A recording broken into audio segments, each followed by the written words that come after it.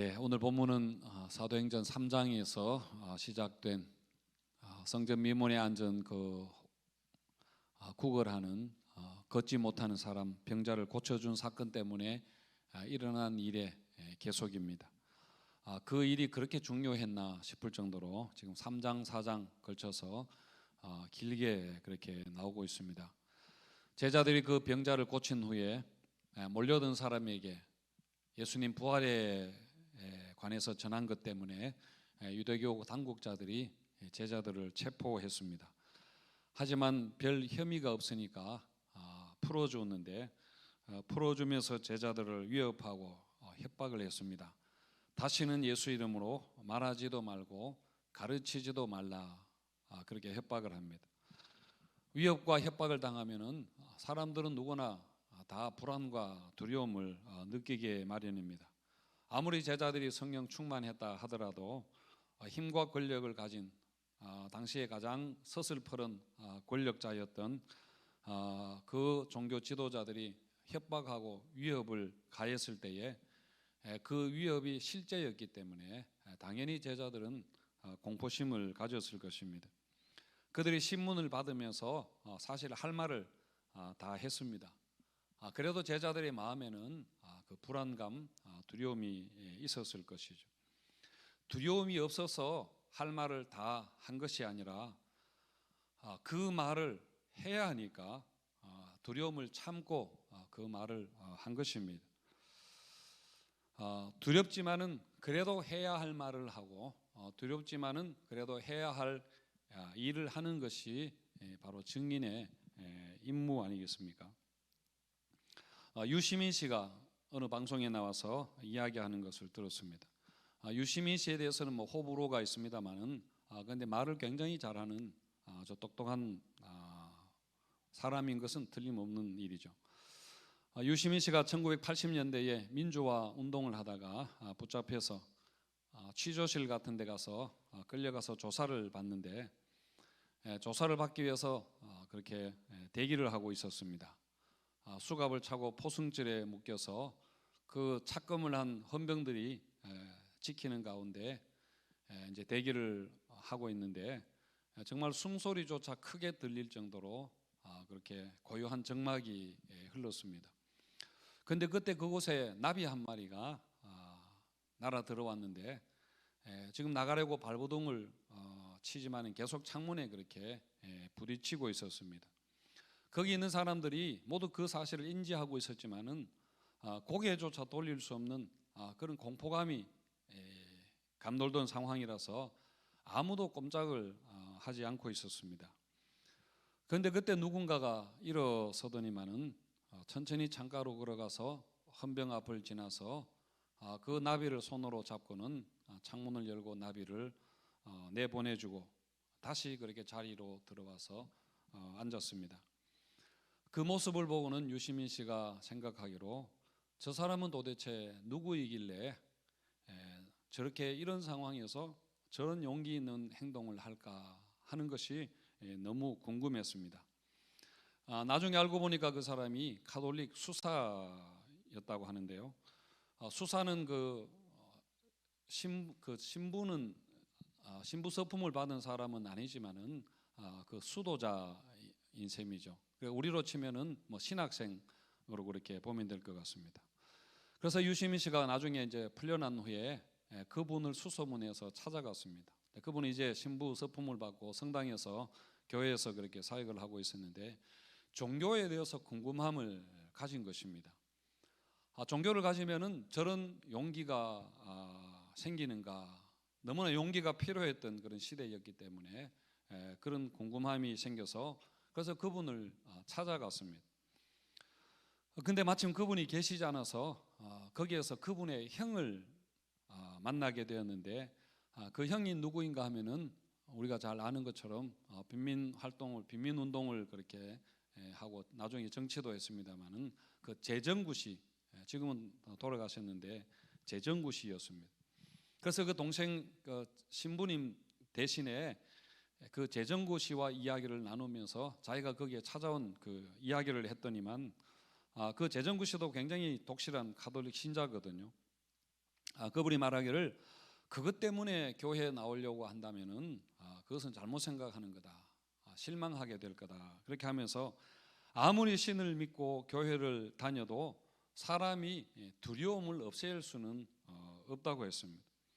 두려움을 없애려고 하는 것은 그거는 신이 되려고 하는 것이고, 그래서 누구에게나 두려움은 있지만은 그 두려움을 참는 거라. 그래서 용기 있는 행동을 하는 거라. 그렇게 말해 주었다는 그런 이야기였습니다. 굉장히 공감이 가던데요. 여러분, 이처럼 두려움이라는 것은 우리 사람의 느끼는 자연스러운 그런 감정입니다. 그래서 우리가 위협을 당하고 협박을 받으면은 당연히 공포감을 보통 사람들은 느끼게 되는 것이죠. 하지만 여러분, 우리는 하나님을 믿고 그 공포감을 우리가 이기는 것입니다. 이긴다는 게 무슨 말인가 하면은 두려움에 지배당해서 꼼짝 못하는 것이 아니라 그런 상황 속에서 억지로라도 해야 할 일을, 그렇게 해야 할 말을 하는 걸 의미합니다. 당시에 그 신부님도 속으로는 남들처럼 공포감과 두려움을 가졌겠지만 그래도 그 일을, 작은 일이지만 해야 하니까 그 일을 한 것이죠. 그러니까 그 두려움을 그게 이긴 것입니다. 지금 여러분, 사도들도 마찬가지입니다. 성령 충만했지만은 그들이 위협을 당했을 때 그들 마음에는 사람이기 때문에 두려운 마음이 있었겠지요. 보통 두려움에 그렇게 사로잡히면은 꼼짝을 못하게 됩니다. 사람이 생각과 마음이 얼어붙게 되는 것이죠. 그래서 침묵하게 됩니다. 유대교 당국자들도 제자들에게 협박하면서 요구했던 것이 꼼짝하지 말라는 것 아닙니까? 침묵하라는 것이었습니다. 예수님에 대해서 일절 말하지 말아라. 너희가 보고 들은 그 일에 대해서 입도 뻥긋하지 마라. 그렇게 한 것 아닙니까? 하지만 사도들은 그 두려움을 이겼습니다. 어떻게 이겼는가 하면 그게 바로 기도였습니다. 23절 24절에 보시면은 사도들이 노임에 그 동료에게 가서 제사장들과 장로들의 말을 다 알리니 그들이 듣고 한 마음으로 하나님께 소리를 높여 기도했다. 그렇게 했습니다. 그래서 오늘 우리가 이 말씀을 보면서 우리가 기도에 대해서 몇 가지만 간단하게 그렇게 살펴보겠습니다. 자, 먼저 사도들은 하나님에 대한 분명한 믿음을 가지고 그렇게 기도했습니다. 24절 말씀에서 그들이 듣고 한 마음으로 하나님께 소리를 높여 이르되 대주제여 천지와 바다와 그 가운데 만물을 지은 이시요, 그렇게 했는데요. 하나님을 대주제라 그렇게 부르고 천지 만물을 지으시니라 그렇게 말했습니다.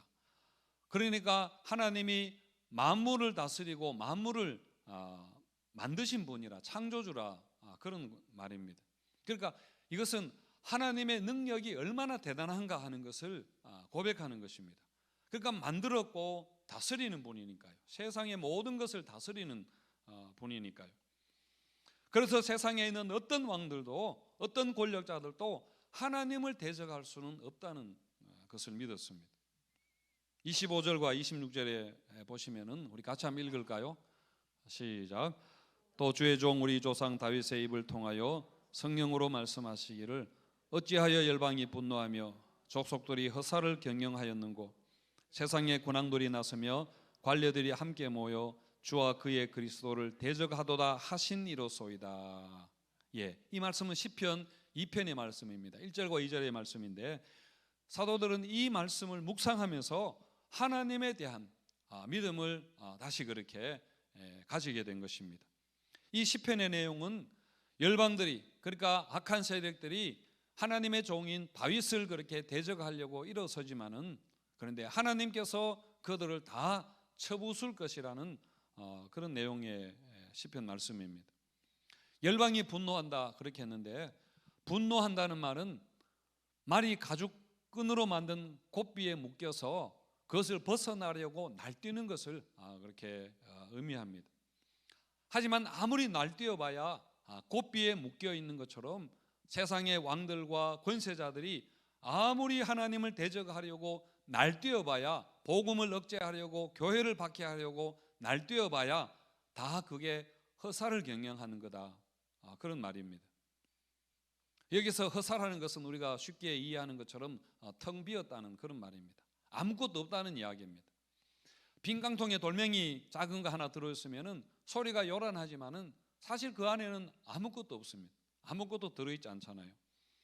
그리고 동물원에서 철장에 갇힌 맹수가 아무리 사납게 울부짖어도 그 철장에 갇혀 있는 것처럼, 마찬가지로 지금 세상 권세가 교회를, 성도를 위협하고 협박하고 있지만은, 그러나 대주제이신 그 하나님 앞에서 그것들은 다 곱비 묶인 말과 같은 것이고 철장에 갇힌 맹수와 같아서 결국은 다 허사를 경영하는 것이다. 그런 짓들이라는 말입니다.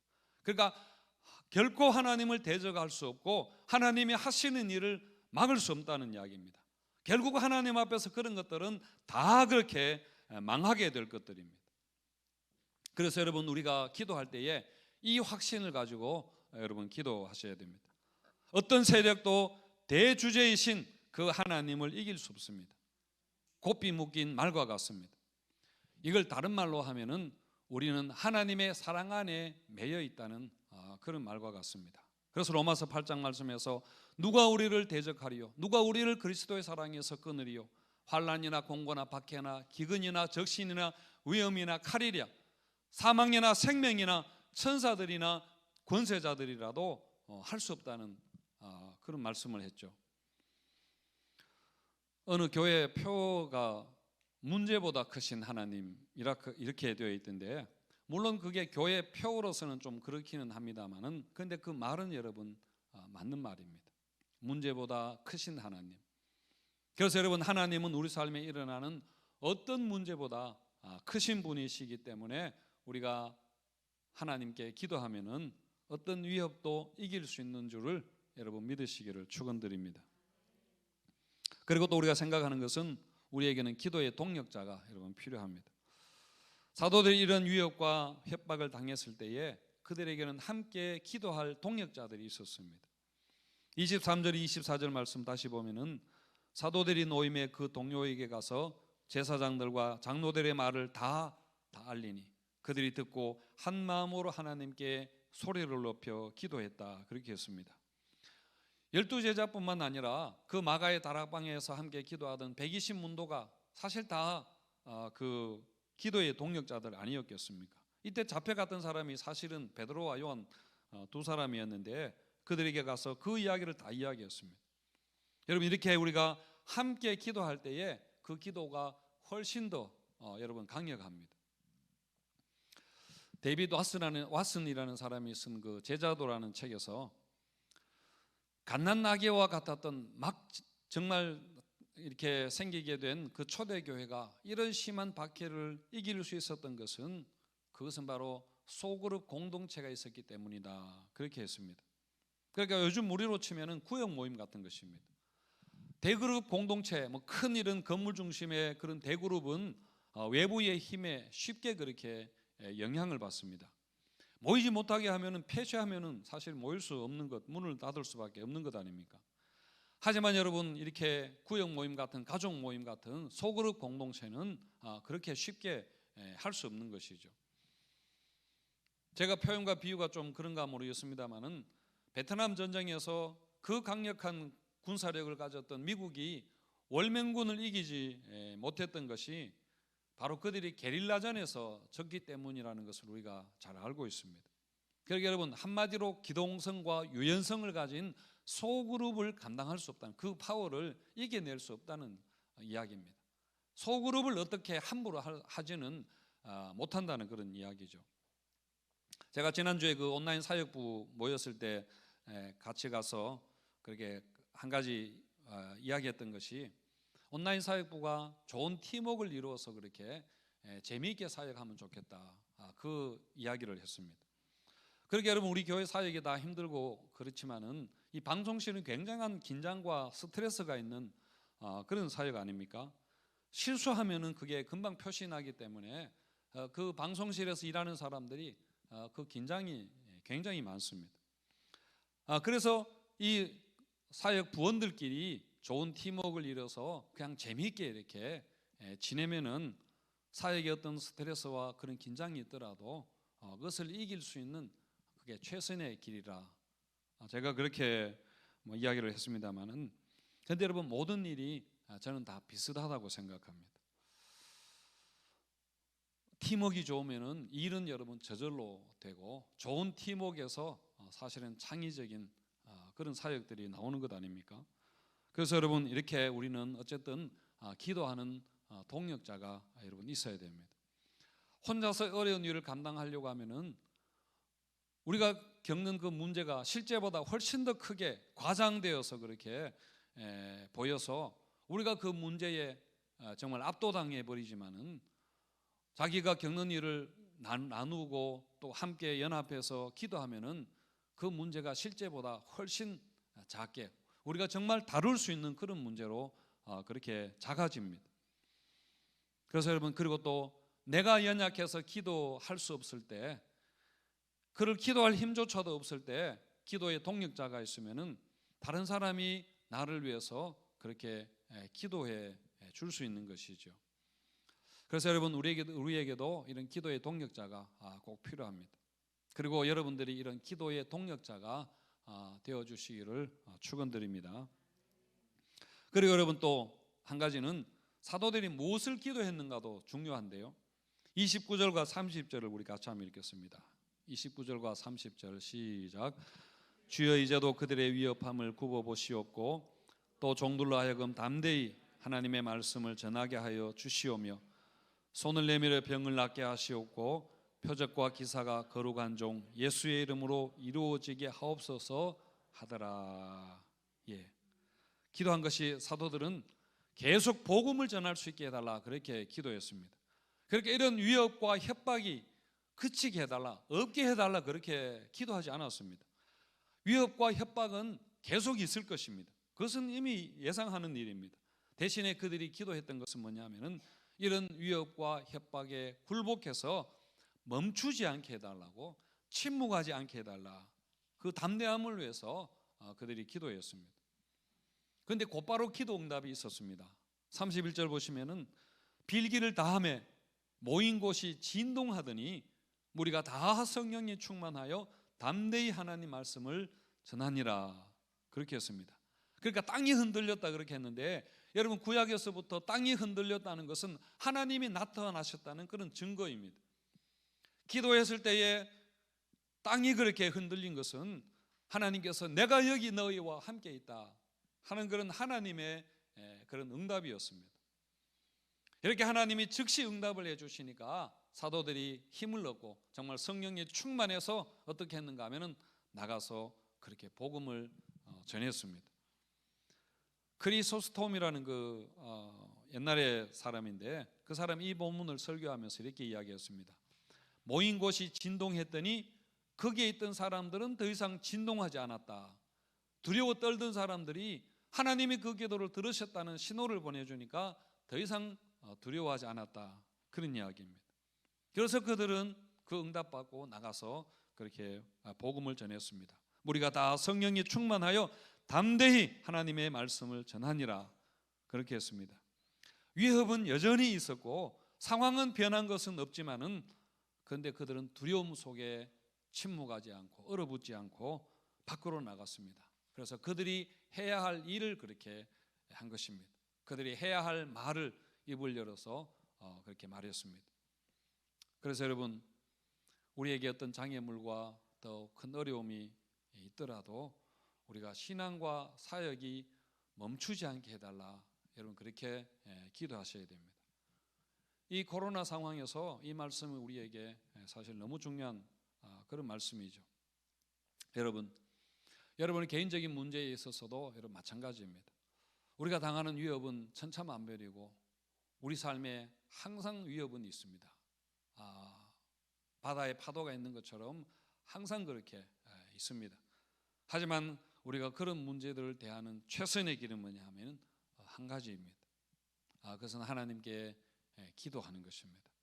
하나님이 대주제시라는 것을 믿고 여러분 하나님께 기도하고요. 혼자보다는 여러분 합심해서 그렇게 기도해야 합니다.